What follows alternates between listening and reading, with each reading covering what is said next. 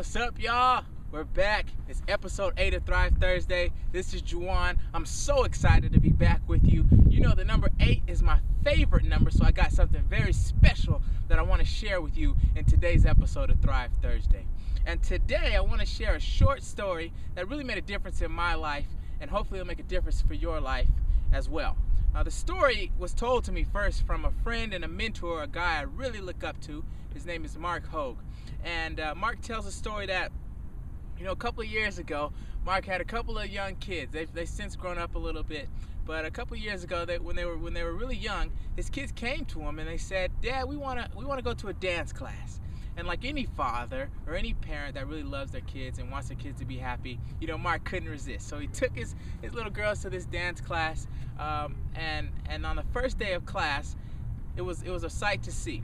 You see, the instructor came out and introduced herself to everyone in the class and all the parents, and then proceeded to line the kids up and teach them the beginning of a routine, a dance routine. And the kids were really excited because they walked away from that first class and they learned something. They were excited to go back the next week. And so week after week after week, Mark would take his kids to this dance class, and his kids would get a little bit better every week and learn new steps to this routine. And so a couple of months passed, and before we knew it, it was time for the recital, right? It was time for the big show. And everybody was so excited the night of the recital. The kids just performed wonderfully. You know, they did a great job of showcasing all the moves they had learned over the last few months. And then, you know, everybody was so proud of their kids. And it was just a great night. It turned out to be a really great night. So the next class, after the recital, you know, the teacher walks in as normal, walks in front of the class, puts down the boom box, presses play on that boom box, and says, "Today, children, I'm not going to teach you a routine. Today, I want you to freestyle." And at that moment, the kids just began to freak out, right? They had no idea what the teacher was talking about. Freestyle? You want me to do what? Right? I was recently in a yoga class on a couple days ago on Monday, and we were in the middle of this kind of tough pose, this tough position, and the instructor turned to the class and said, "You know, while we're here in this position, I want you to just freestyle.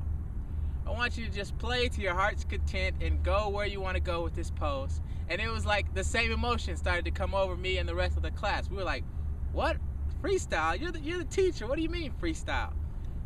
And so the point of the story is that, you know, all our lives we've been taught a series of routines. We've been told since the day we were born, you know, what to do and what not to do. When you get into elementary school, they tell you what you need to do to get into middle school. When you get into middle school, they tell you do these things so you can get into high school.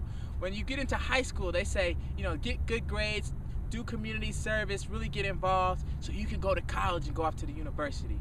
And then when they say, you know, when you get to the university, they say, you know, really do a good job, get involved, keep your grades up so you can get a job, a high-paying job with many opportunities, right? And this is what is told to us. These are our instructions. This is our routine. And then the day comes when we have to learn to freestyle. When we graduate, when we're on our own, or we're out there in the workforce, in the work world, and there's no training wheels anymore, and we have to learn how to freestyle. And many of us, like those kids in that dance class, like those small kids in that dance class, or perhaps, you know, like us in that yoga class, when that time comes, we're afraid, we're freaking out, because we don't necessarily know how to freestyle. We're used to being told what to do.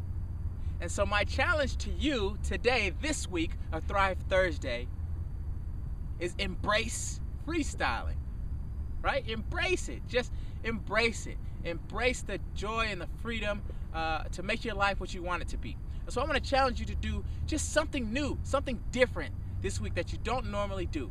Rather than taking the same route home from work or school, go a different route and see what unfolds for you.